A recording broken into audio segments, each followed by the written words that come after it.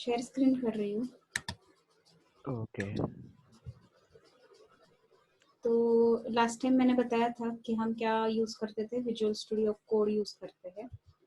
तो होपफुली आपने डाउनलोड किया होगा। उससे हम न्यू फाइल क्रिएट करेंगे। फाइल को पहले सेव करेंगे, जहाँ भी आपको चाहिए वहाँ पे आप सेव कर सकते हो।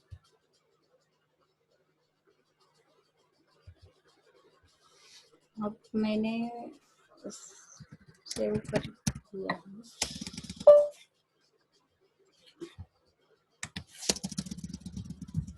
यहाँ पे नाम मैं दे रही हूँ 21 जुलाई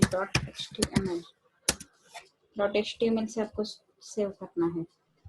सेव करने के बाद लास्ट टाइम जैसे मैंने बताया था कि आपको यहाँ पे HTML का कोड लिखना है। तो आपको यहाँ से DOC लिखने के बाद ये सजेशन आता है, तो वहाँ पे एंटर करने के बाद ये ऑटोमेटिकली कोड जनरेट होता है।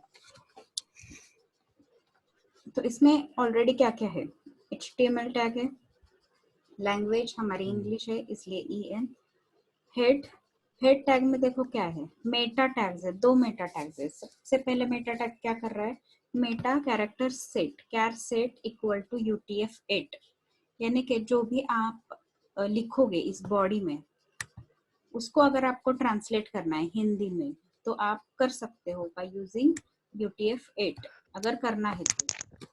इसलिए यहाँ पे मेटा टैग में कैरेक्टर सेट दिया हुआ है। दूसरा कैरेक्टर सेट दूसरा मेटा टैग है नेम, व्यू पोर्ट यानी कि आपका जो स्क्रीन है उससे क्या कहते हैं, व्यू पोर्ट कहते हैं। और उसका कंटेंट यहाँ पे हमने डिफाइन किया है width equal to device dash width, मतलब आपके वेब पेज की उतनी विड्थ रहेगी जितनी डिवाइस की विड्थ है उतनी। और इनिशियल स्केल जो है वो है 1.0, आपका इनिशियल स्केल 1.0 है। अब स्केल जो है 0 to 1 के बीच में रहता है।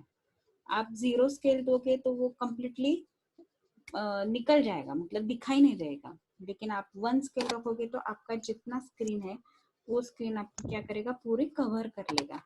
तो ये है initial scale and title. Ma'am ये जो एक क्वेश्चन है, जैसे कि ऊपर आप लिखे ना HTML लैंग्वेज CN, हाँ, तो यहाँ पे अपन तो पहले डॉक टाइप लिखते थे ना, HTML doc type HTML, doc तो टाइप लिखते इसमें हैं।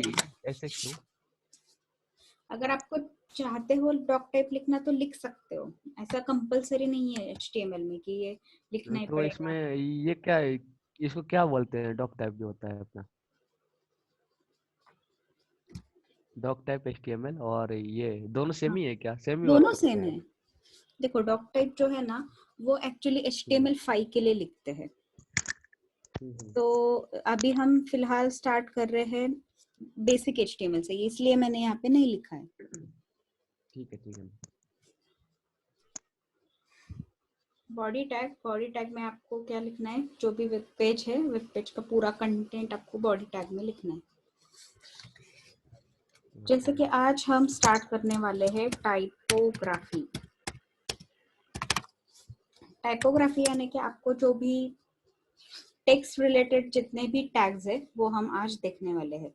सबसे पहले हम देखेंगे हेडिंग, और ये जो रहता है वो कमेंट आ गया, आई थिंक आपको ये पता होगा, आपको नॉलेज है ना HTML और हाँ CSS हाँ। Basic knowledge. ठीक है, तो हेडिंग टैग से स्टार्ट करते हैं। हेडिंग H1 से लेके H6 तक होते हैं, राइट। और सबसे बड़ा कौन सा होता है आपको पता है, अच्छा, H1। अच्छा नहीं होता है ना? हाँ, हम्म, H1 ही होता है। अब मैं यहाँ पे आपको लिख के बता रही हूँ, H1 H2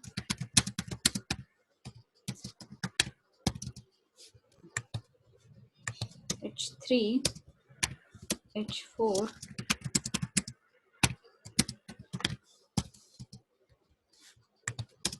H5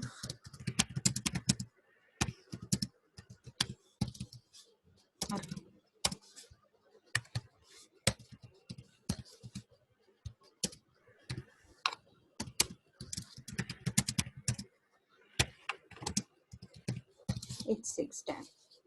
हम इसको सेव करेंगे, फिर रन करेंगे। डेस्कटॉप में स्नेहल ट्रेनिंग में 21 जुलाई। तो ये क्या है, सबसे पहला H1 टैग है।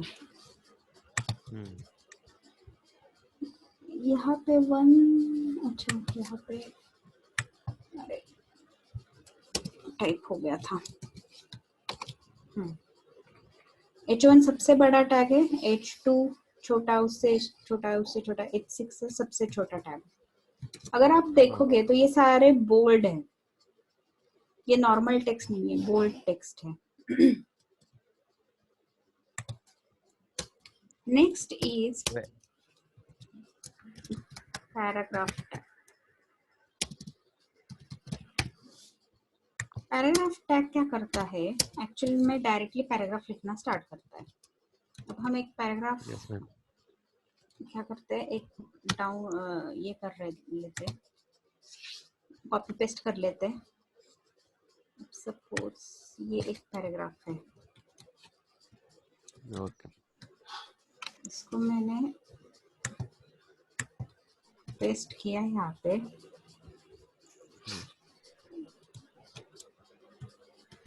और आप रन कर रहे हो, तो ये क्या करेगा, यहाँ से स्टार्ट करके पूरा पेज क्या करेगा, कवर करेगा, राइट। और इसका जो फॉन्ट है वो रेगुलर फॉन्ट रहेगा। ओके, और यही चीज अगर आप इसमें करोगे, ब्लॉक कोट नाम के टैग में करोगे तो डिफरेंस। कौन सा नाम क्या? Block coat. ब्लॉक, इसमें भी मैं वही पेस्ट कर रही हूँ। अब देखो डिफरेंस, ये P टैग है, ये ब्लॉक कोट टैग है। तो ब्लॉक कोट टैग क्या करेगा, ये डिस्टेंस छोड़ेगा लेफ्ट एंड राइट साइड को। अच्छा, इसमें मार्जिन दे देगा ऑटोमेटिक। करेक्ट करेक्ट, एकदम करेक्ट, मार्जिन दे देगा वो लेफ्ट एंड राइट को। और सेंटर में क्या करेगा, वो स्टार्ट करेगा लिखने के लिए। अच्छा, तो ये है block code. Block.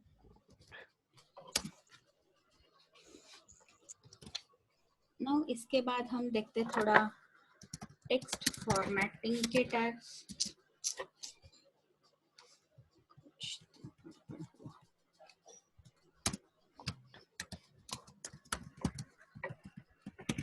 Text formatting में सबसे पहले हम देखते हैं बोल्ड टैग। अब देखो, ये टैग जो है वो बोल्ड करने के लिए काम आता है। और दूसरा है स्ट्रॉन्ग टैग। स्ट्रॉन्ग टैग भी वही करेगा जो बोल्ड टैग करेगा।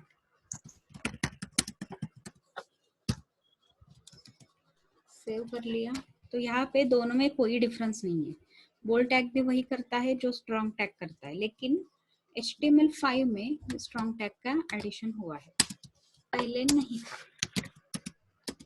पहले हम बोल्ड ही इस्तेमाल करते थे, लेकिन अब स्ट्रॉन्ग भी कर सकते हो, right. Next is italic tag.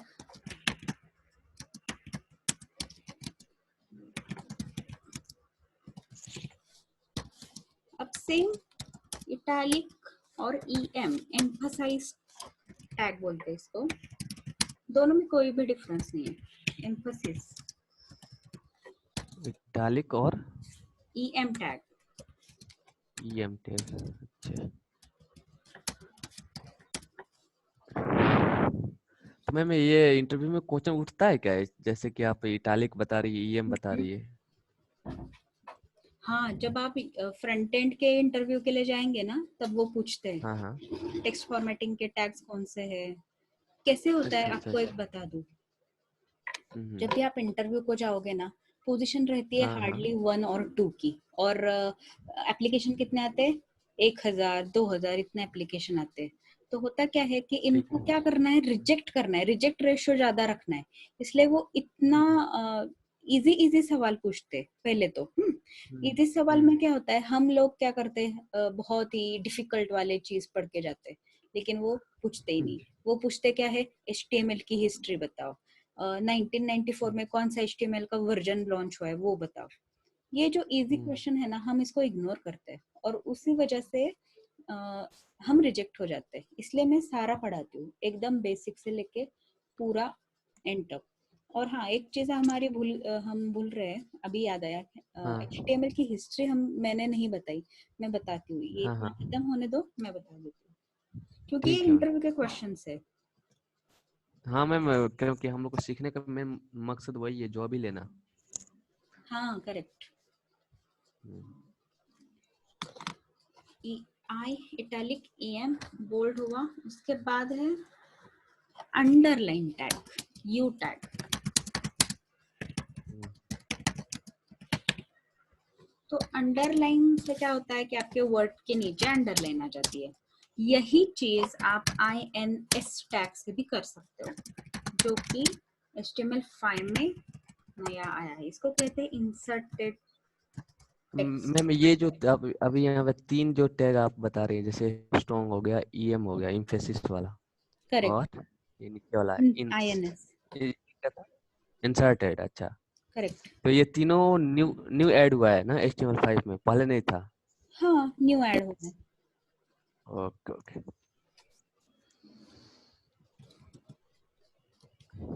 देखो, दोनों में कुछ भी डिफरेंस नहीं है।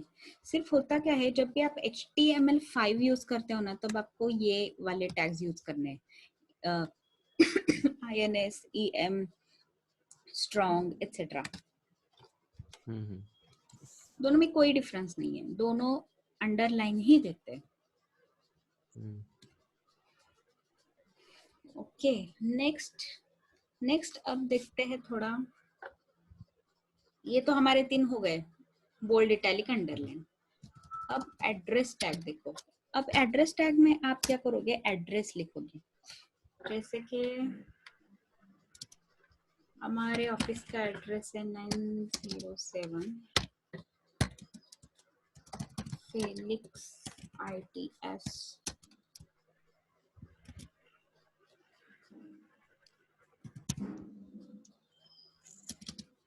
प्लैटिनम स्क्वायर,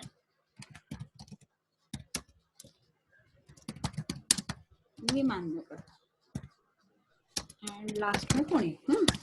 सपोज ये हमारा एड्रेस है।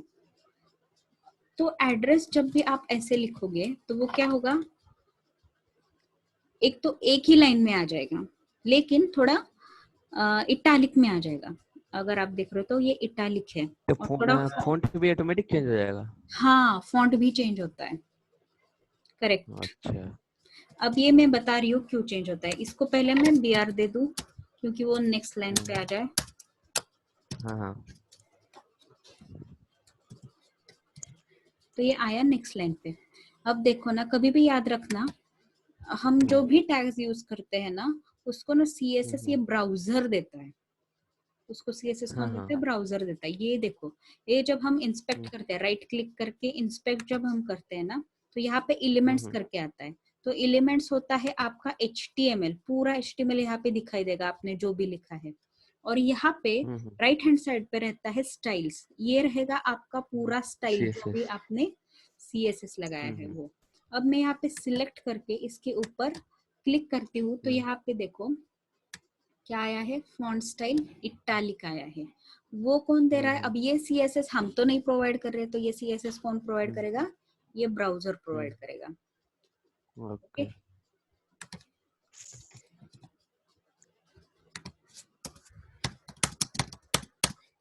नेक्स्ट। नेक्स्ट है, अब हम एब्रिविएशन टैग है। जैसे कि आप WHO लिख रहे हो, वर्ल्ड हम्म, हेल्थ ऑर्गेनाइजेशन, तो इसका फुल हम्म, फॉर्म जो है आपको टाइटल में लिखना है, hmm, world W capital sorry health organization. इससे होता क्या है, जो भी आप उसका एब्रिविएशन यूज करोगे ना, मैं एक बार हम्म, BR दे रही हूँ नीचे, ताकि वो ऊपर आ जाए। एब्रिविएशन। हाँ, अब देखो यहाँ पे WHO लिखाई दे रहा है, लेकिन जब भी आप उसके ऊपर कर्सर लेके जाओगे तो यहाँ पे नीचे क्या आएगा, उसका फुल फॉर्म आ जाएगा। तो ये है एब्रिविएशन टैग। अच्छा, एब्रिविएशन बहुत important.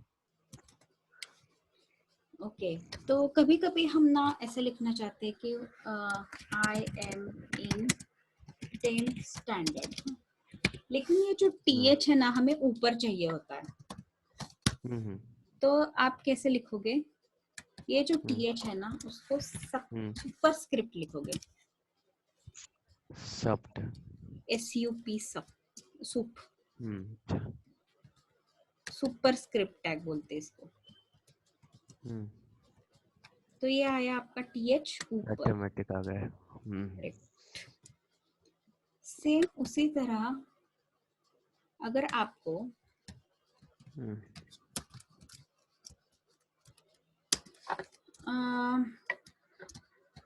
Water equal to H2O ऐसे अगर आपको लिखना है तो H2 जो है वो नीचे आना चाहिए, तब सब ऐसे लिखोगे, सबस्क्रिप्ट, सब और सब, करेक्ट। इस 2 को इन दोनों टैग के बीच में रखना है। सब टैग 2, देखो ये आया H2O, 2 नीचे आया, ओके। तो उसके लिए कौन से टैग्स है, super script and subscript. Super मतलब ऊपर जाएगा, सब म्हणजे नीचे जाएगा, सब मींस नीचे, ओके, करेक्ट। और हाँ, एक मिनट, मैं याद कर रही हूँ और कौन सा बच्चा।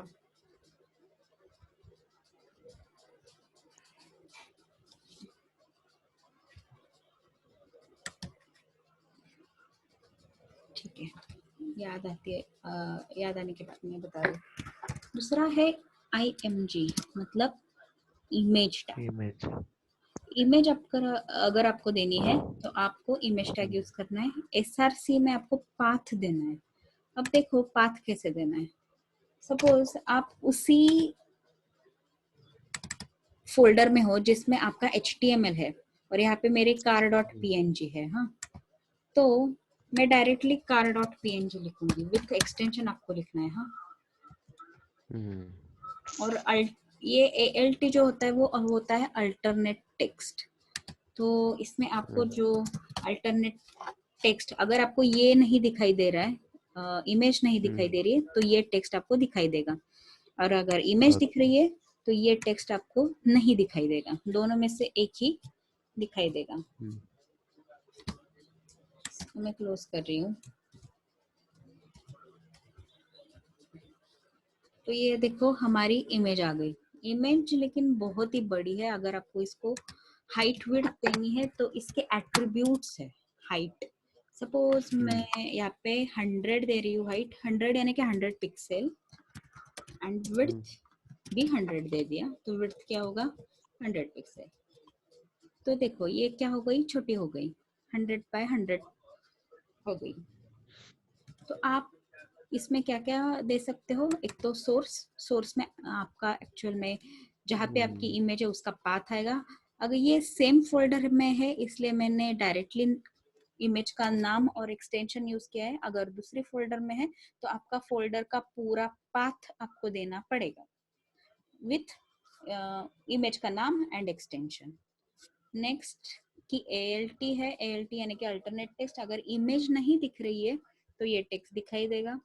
आप उसकी हाइट और विड्थ भी दे सकते हो। तो ये हाइट एंड विड्थ इमेज के एट्रीब्यूट्स है। मैं अगर आप बोल रही हैं जैसे कि यहाँ पे इमेज शो नहीं होगा तो अपना ये नाम शो होगा, करेक्ट। अब मैं यहाँ पे नाम चेंज कर रही हूँ, car1.png कर रही हूँ, car1.png है ही नहीं। अब देखो क्या होता है, तो यहाँ पे कार करके जो मैंने यहाँ पे लिखा था ALT में, तो वो शो हो रहा है। अच्छा, और ये क्रैक्ड इमेज आ जाएगी, सॉरी। हाँ दिखाई दिया, ये क्या हुआ, हाँ इमेज तो हाँ। चली गई लेकिन ये ALT आपका कार दिख जाएगा। वापस से मैं इमेज शो करना चाहती हूँ तो आपको प्रॉपर इमेज का पाथ देना होगा। हम्म।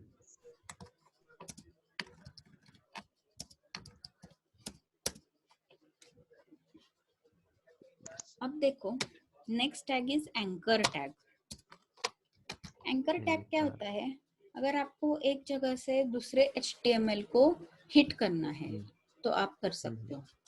जैसे कि यहाँ पे दो टैग के बीच में मैं लिख रही हूँ गो टू गूगल पेज, और तब यहाँ पे मुझे क्या देना पड़ेगा, गूगल का पाथ देना पड़ेगा, https://www. ये पूरा देना पड़ता है google.com। हम्म सेव किया, रन किया, तो यहाँ पे हम्म एक लिंक बनती है। अब देखो यहाँ बाहर मैंने कर्सर ले लिया तो एरो की तरह है, इसके ऊपर कर्सर लिया तो हैंड की तरह आ जाएगा, पॉइंटर की तरह आ हम्म जाएगा। तो इसके ऊपर क्लिक किया तो हमारा वेब पेज क्या हो रहा है, हम्म गूगल से रीडायरेक्ट हो रहा है। वापस से बैक हम्म जाऊंगी तो हमारा वेब पेज आ जाएगा। वो उसी पेज को क्या करता है, रीडायरेक्ट करता है। लेकिन मुझे ऐसा नहीं चाहिए, मुझे क्या चाहिए, मेरा पेज भी दिखना चाहिए और ये जो गूगल है ना वो दूसरे टैब में ओपन होना हम्म चाहिए। तो आपको यहाँ पे टारगेट करके एक एट्रीब्यूट है और उसमें अंडरस्कोर ब्लैंक ऐसे देना है। ये देने से क्या अच्छा। होगा, ये वेब पेज दूसरे वैसे साइड का पे ले वैसा जाएगा। ही रहेगा और इसको क्लिक करने के बाद वो दूसरा टैब ओपन करेगा। ओके। ओके। हम्म अब इसमें और एक चीज आपको दिखा रही हूँ।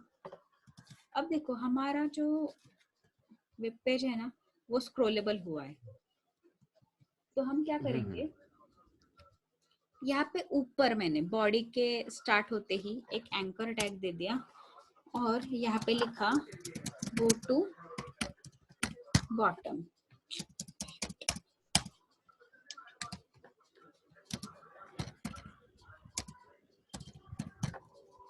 ओके, यहाँ पे एक गो टू बॉटम दिया और नीचे भी एक go to bottom, sorry go to top दे दिया, गो टू टॉप।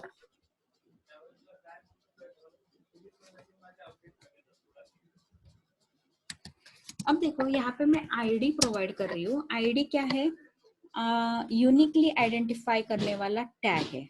तो यहाँ पे इसके लिए मैं आईडी दे रही हूँ first. Now I will use this ID into href of last. Hash करके यूज करना है आपको। आपको ये हैश कहाँ पे एंड है? ऊपर जो दिया हुआ आईडी है वो लिखना है। और यहाँ पे भी मैं एक आईडी दे रही हूँ, उसका नाम में दिया last.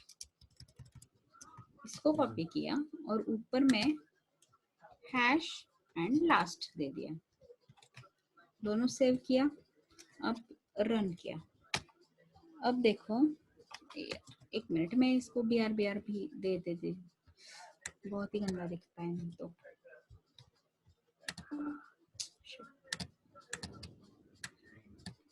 Copy paste paste paste. अब देखो गो टू बॉटम किया तो वो नीचे जाएगा और गो टू टॉप किया तो ऊपर जाएगा। ओके। ये कैसे किया हमने, बाय यूजिंग आईडी से। और वो आईडी क्या करना है, हमें href में डालना है। हाइपर रेफरेंस कहते हैं इसको, हाइपर href। रेफरेंस। और इसमें हैश देके हम जहां पे जाना है हमें, जैसे यहाँ पे मुझे कहा जाना है, बॉटम में जाना है तो बॉटम का आईडी मैं यहाँ पे लिखूंगी मैम href हैच में। लगाना जरूरी है, अगर नहीं लगाते हैं तो नहीं चलेगा? नहीं चलेगा ना, अगर नहीं लगाते हो। देखो यहाँ पे मैं सिर्फ हैश दे रही हूँ। और हाँ ये एक चीज है, अगर आपको href में कुछ नहीं देना है तो आपको कंपलसरी हैश देना है। ओके। कोडिंग स्टैंडर्ड के हिसाब से। अब देखो मैं बॉटम कितना भी क्लिक करूँ नहीं देख जाता रहा वो हूँ। नीचे, इसलिए आपको यहाँ पे इसका आईडी देना है, लास्ट वाले का आईडी देना है, और यहाँ पे हमें क्या देना है, फर्स्ट वाले का आईडी href में देना है। तो इससे क्या हो जाएगा, ये bottom to top, top to bottom ऐसे घूमता रहेगा। ओके। ठीक है, ये क्लियर है? हाँ क्लियर। ओके। हाँ, अब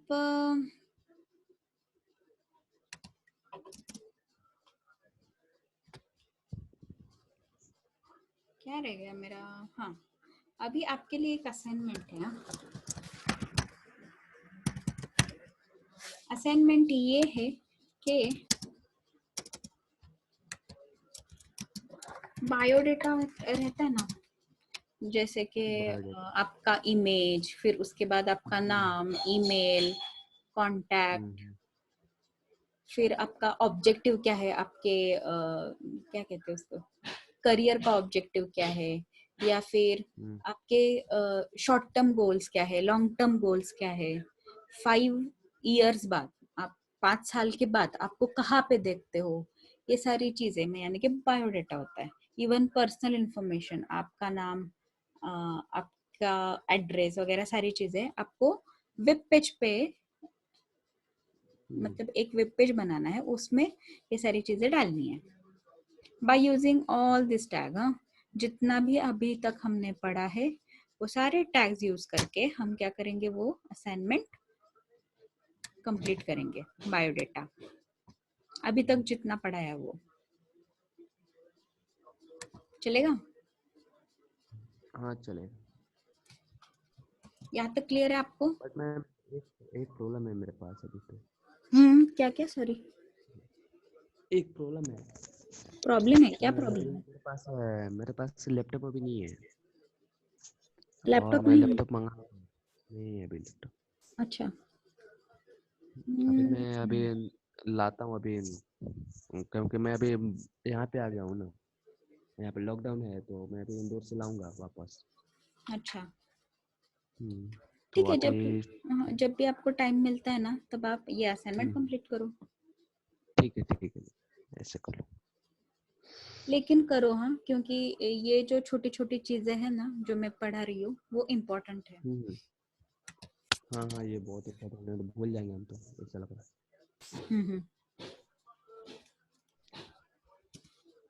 नेक्स्ट जो मेरा बचा हुआ टॉपिक है वो मैं पढ़ा रही हूँ, HTML की हिस्ट्री। HTML की हिस्ट्री अगर आपको बता दूं तो HTML जो है सबसे पहले अमेरिका में ये हुआ है, मतलब अमेरिका में बना है, और इसका जिस कंपनी ने बनाया उसका नाम है W3C, यानी कि वर्ल्ड वाइड वेब कंसोर्टियम। ये इस कंपनी का नाम है। उन्होंने HTML को बनाया। सबसे पहले क्या होता, जब इंटरनेट नहीं था तब अमेरिका की आर्मी को जब कंप्यूटर्स थे तो उन कंप्यूटर्स का डेटा शेयर करना था। डेटा तो उन्होंने वायर्ड लैन बना के एक रूम में डेटा शेयर कर दिया, लेकिन उनको क्या करना था, अब दूसरे सिटी में या फिर दूसरे शहर में या फिर दूसरे कंट्री में डेटा क्या करना था, पास करना था। तब उन्होंने पहले निकाला इंटरनेट। इंटरनेट के बाद वो डेटा तो कैसे जाएगा, इंटरनेट से सिर्फ हम क्या कर रहे हैं, कनेक्ट हो रहे, लेकिन डेटा कैसे जाएगा? तो डेटा जाने के लिए उन्होंने HTML लैंग्वेज निकाली, और जिसमें हम क्या कर रहे हैं, नॉर्मल टेक्स्ट, सबसे पहले जो HTML था उसमें से टेक्स्ट क्या करते थे, हम भेजते थे, इमेज भेजते थे, लेकिन आप ऑडियो वीडियो ऐसे नहीं भेज सकते थे। तो उसका क्या हो गया, इवोल्यूशन होते होते होते आ गए 1919 में, उन्होंने HTML4 बनाया, और HTML4 में डाला उन्होंने XML। XML क्या होता है, ये यूजर डिफाइंड टैग्स होते हैं। जैसे मैं मेरे नाम का टैग यूज कर सकती हूँ, मैं मेरे पेट का नाम यूज करके मैं टैग बना सकती हूँ। ऐसे टैग्स मैं खुद के बना सकती हूँ, तो उसको कहते हैं XML।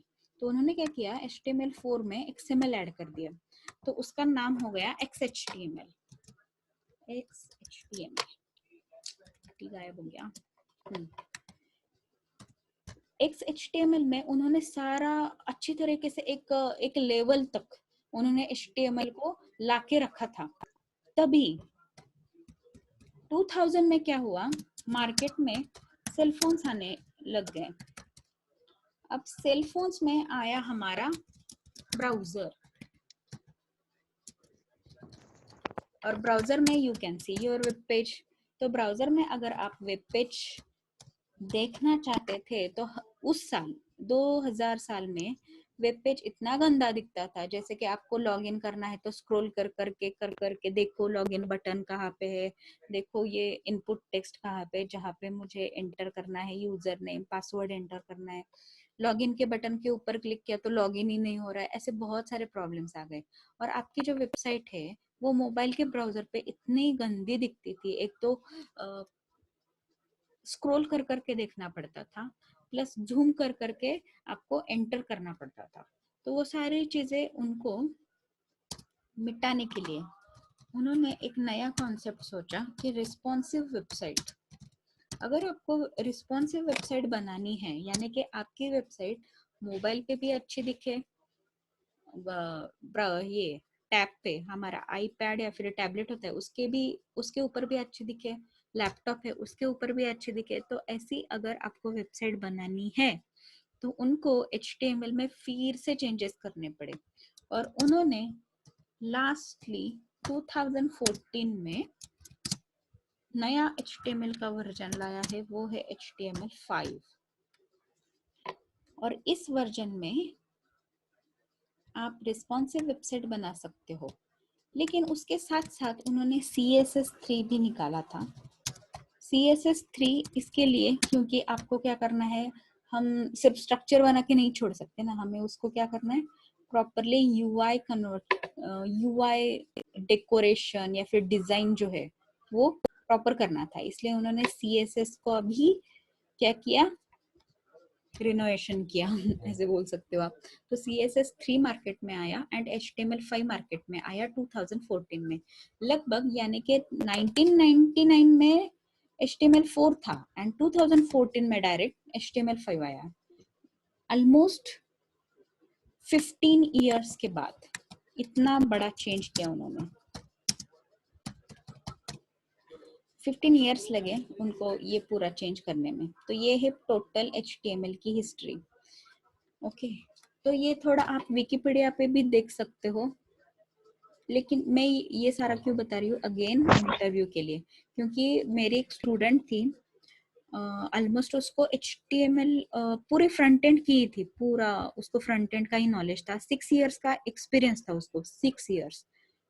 First question of interview is what is the history of HTML। बस नहीं समझ में आया क्या बोलना था, रिजेक्ट हो गई। बाकी कुछ पूछा ही नहीं उन्होंने, सिर्फ पूछा कि HTML की हिस्ट्री बताओ। इसलिए HTML की हिस्ट्री भी पढ़ो, प्लस अभी तक जो पढ़ाया है वो देखो, और अगर आपको टाइम मिलता है या किसी और का लैपटॉप आप ये कर सकते हो, बोरो कर सकते हो, तो असाइनमेंट भी कंप्लीट कर देना। ठीक है। ठीक है, आज का लेक्चर यही तक ओके। था, तो हम नेक्स्ट लेक्चर ठीक में है। देखते हैं तो, और इसके साथ टैग्स के साथ। ठीक है,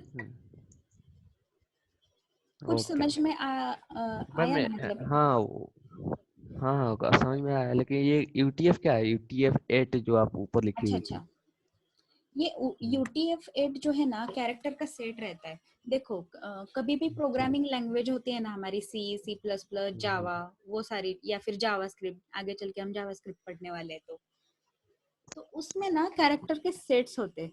जैसे कि ABCD क्या है, अल्फाबेट्स है, उसको कैरेक्टर बोलते हैं। हम्म, तो उस कैरेक्टर को अगर आपको ASCII वैल्यू देनी है, ASCII वैल्यू आपको पता है क्या, कंप्यूटर फंडामेंटल्स में आपने किया होगा कि अगर आपको A चाहिए ए अगर देना है तो उसकी आस्की वैल्यू है 65। तो उससे क्या होता है, अच्छा आप अच्छा अच्छा। हाँ, तो आप क्या करते हो, एक लैंग्वेज का दूसरे लैंग्वेज में कन्वर्जन करते हो, राइट। सेम यूटीएफ का यही है हम्म। कि यूटीएफ 8 जो है, जैसे कि आपको ट्रांसलेट करना है, पूरा आपका वेब पेज जो है इंग्लिश में है, लेकिन आपको देखना है हिंदी में देखना है, आप या फिर आपकी मदर टंग में देखना है। सपोज मेरी मदर टंग मराठी है, तो मुझे पूरा मराठी में देखना है मेरा वेब पेज। तो आप क्या कर सकते हो, इस यूटीएफ 8 के UTF-8 का यूज करके उस वेब पेज को ट्रांसलेट कर सकते हो अच्छा, आपके मदर जो टंग अभी अपने जितना जो अपन इंग्लिश में लिखे हैं अभी वेब पेज पे, हम्म, तो इसको हम चेंज कर सकते हैं क्या? जैसे करेक्ट, हिंदी में अगर अपने को करना हो तो कैसे कर कर सकते सकते हैं? हैं, लेकिन आपको इसके लिए जावास्क्रिप्ट लगेगा, कंपलसरी जावास्क्रिप्ट अच्छा, लगेगा। जावास्क्रिप्ट लगाना पड़ेगा हम्म, तो। क्योंकि ये जो है सिर्फ HTML है। HTML क्या करता है, स्ट्रक्चर हम्म। बनाता है, आपका वेब पेज कैसे दिखना ओके चाहिए। ओके। और उस स्ट्रक्चर के ऊपर अगर आपको कोई ऑपरेशंस करने हैं तो वहां पे कंपलसरी लगता है हम्म। जावास्क्रिप्ट। इसलिए ये जो ओके। यूटीएफ है ये सिर्फ क्या कर रहा है, मेटा बता रहा है। मेटा यानी कि क्या होता है, मेटा डेटा। मेटा डेटा यानी कि आपके वेब पेज का एक्स्ट्रा इंफॉर्मेशन। तो ओके। ये जो कैरेक्टर्स हमने यूज किए हैं वो characters are from UTF-8 character set. ठीक है ठीक। ओके, और कुछ डाउट्स? नहीं अभी नहीं है। ओके देन, तो ये थोड़ा पढ़ लेना, और ओके मैं मैम। ये आपको ग्रुप पे भेज रही हूँ ये HTML का। ठीक है मैम ठीक है। ओके देन, मिलते हैं कल 9:30 बजे। इसी वक्त। आपको कुछ प्रॉब्लम तो नहीं है ना टाइमिंग का, इनायत को या फिर आपको? नहीं नहीं, ये टाइम सही है क्योंकि मैं अभी सेकंड शिफ्ट ले चुका हूँ ड्यूटी में, अच्छा, तो अभी कंफर्टेबल है। हाँ, ठीक कोई है। प्रॉब्लम तो नहीं इस आएगा। वीक के लिए होगा हाँ ये टाइमिंग। नेक्स्ट हम्म, मतलब ठीक है इस ठीक है। हाँ। सैटरडे से क्या होगा, हम सैटरडे संडे ही देखने वाले हैं, लेकिन ये हमारा थोड़ा पीछे रह गया था, इसलिए मैंने एक्स्ट्रा लेक्चर ले रही हूँ आपको। हम्म, ठीक है ठीक है। डिस्कस करेंगे बाद में जैसा होगा। ठीक है, okay then, okay, thank you. Thank you, bye.